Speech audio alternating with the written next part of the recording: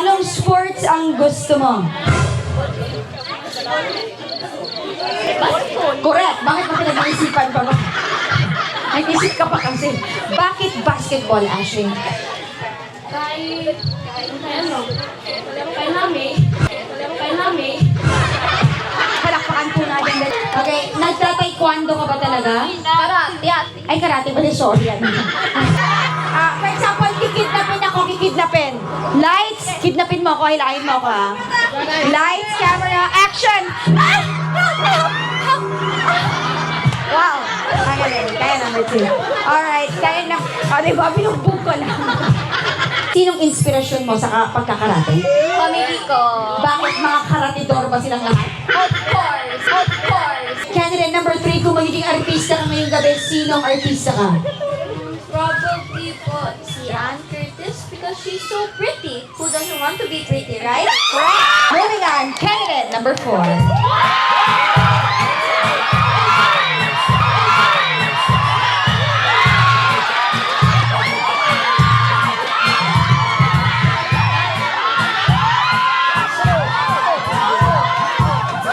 Ano tong outfit mo tonight?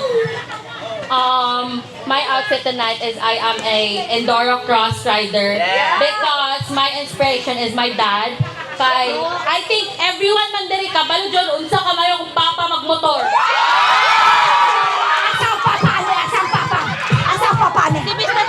Hello sir, may gabi sir. Magmask kay mahadlok ka sa monkey? Fox.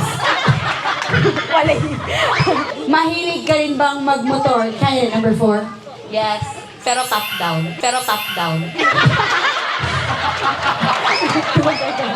Kung magiging motor ka, anong klaseng motor ka? Candidate number 4. For me, Raider. Lalo man, kaysa mo ang motor parts sa Alabel, kato ang pinakagusto sa among mga mekaniko. So, kaya namin ako, dapat gusto po ninyo.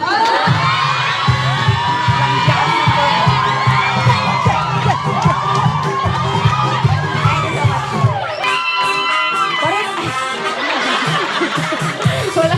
Ano to? Dumayo lang ako, mapaparil pa. Nag-aaral? Yes. Anong school? Anton. Si Anton. Ito talaga. Sino kasama mo ngayong gabi? Mama.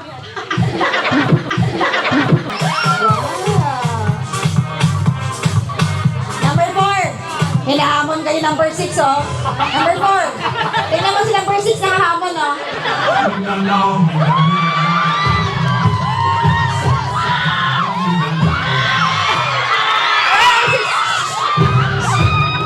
Kaya nga tayo nag-reunion kay isang pamilya tayo. Okay, number 6. Ganda mo, ano? Gano'ng ka-rate yung bewang mo? Bot? Yung ang ganda mo, pero ano, hiligay nun kagid. Okay, kung magiging soft drinks ka, anong soft drinks ka? Ah? Coke? Bakit naman Coke? Namit. You mean to say namit ka? Uy,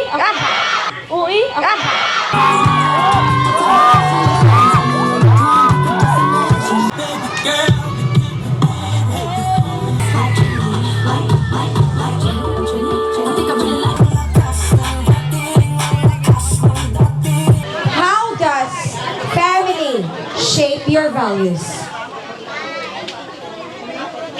And would you like to ask number 4? Here we go. Number 4. Can you translate the line, how does family shape your values, to candidate number 5? we won't be able to understand each other kay Ilonggo man siya niya, Bisaya ko. Kung i-translate ko niya, Bisaya niya, kung di niya, pinasabta. Let's go to our candidate number 3. Okay, number 3. You can now translate it. Kasi pangit naman, hindi ako nag-translate sa 1, 2, 3, tapos magta-translate ako sa number 5, di ba? So sila ang magtutulungan, total sila naman yung magkakatubo. Okay. Number 3, paki-translate daw. How does family shape your values para kay number 5? The thing about me is I'm an Englishera po, so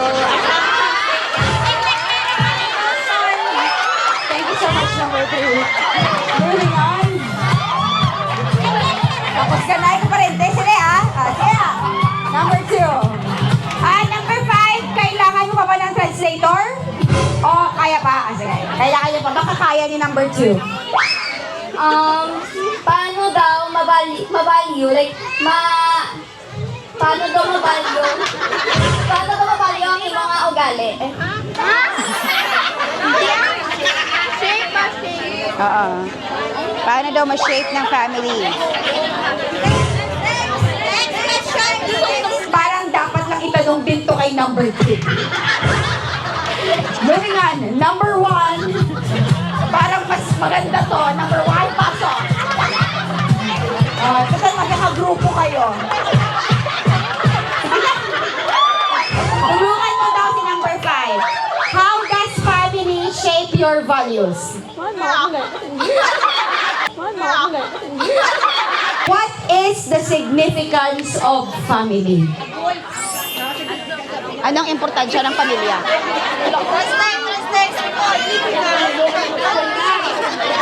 Anong importansya ng pamilya? Importante ang pamilya kaya kung wala pamilya, why man tayo? Correct. Kung may pamilya,